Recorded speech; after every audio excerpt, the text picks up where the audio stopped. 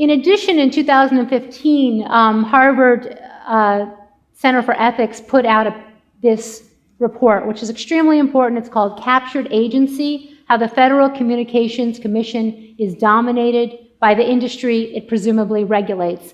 And it talks about the money flowing into Congress, the lobbying, as well as how people who are in government, in agencies that are working on this issue, then will be working for industry or vice versa. And I just have a quote here: consumer safety, health, and privacy, along with consumer wallets, have all been overlooked, sacrificed, or raided due to unchecked industry influence. So the story of cell phones is not just about the science, it's also about the money. And just as an example of the FCC as a captured agency, and I took what they have in the book and updated a little bit with some of the more recent, because that was 2015, we're now in 2019. We have Ajit Pai as the FCC chair, former counsel for Verizon. Previously, Tom Wheeler, who brought 5G to the table, was the former FCC chair, and also the former head of the CTIA, the Wireless Association, the wireless lobby.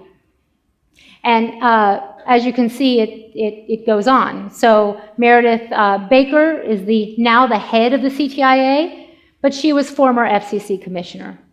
We also have Brendan Carr, who I'm going to talk about a little bit during this talk, who's FCC commissioner, but also was the former lawyer for a law firm that represented the CTIA in suing the city of San Francisco when San Francisco passed a law to inform people that cell phones emitted radiation and that you could reduce your exposure.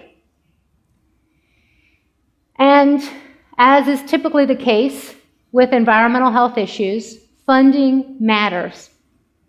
This was done by Henry Lai actually a couple years ago. There's some updated numbers on microwave news in terms of research that has looked at DNA damage. But when you look at industry-funded studies, they majority of the time find no effect. When you look at non-industry funded studies, the majority of time they have an effect. And there's some published research that's important. We have a page on Environmental Health Trust on the industry involvement in the research, where we have all of these citations showing a study that money affects the quality of the results, the existence of sponsorship and publication bias. And it is curious that the consulting firms of big tobacco are now protecting cell phone companies. And also that there's some of the same scientists who are testifying in court cases on the issues of smart meters, that also testified about and are working on the issue of secondhand smoke, that it's not dangerous.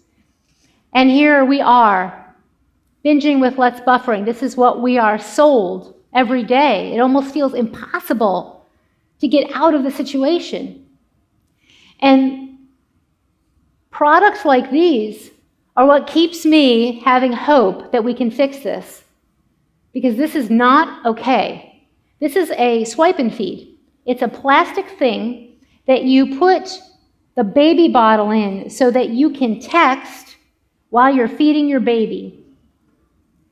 Now, there are so many reasons that this tears me apart, from the lack of eye contact to so many. But from a radiation standpoint, you imagine that phone right over the baby's chest and the radiation being absorbed. The American Academy of Pediatrics is one of many medical associations internationally recommending reducing exposure. This is one of the letters that they sent to the Federal Communications Commission. They've sent several to our federal government saying, you haven't reviewed the standard, we're concerned about the research, and the limits need to be updated to protect children and pregnant women, and to consider the way we use devices today. Because 20 years ago, when phones first came out, babies were not handed phones in the grocery store. This is not Who could have any idea that this would be what is happening?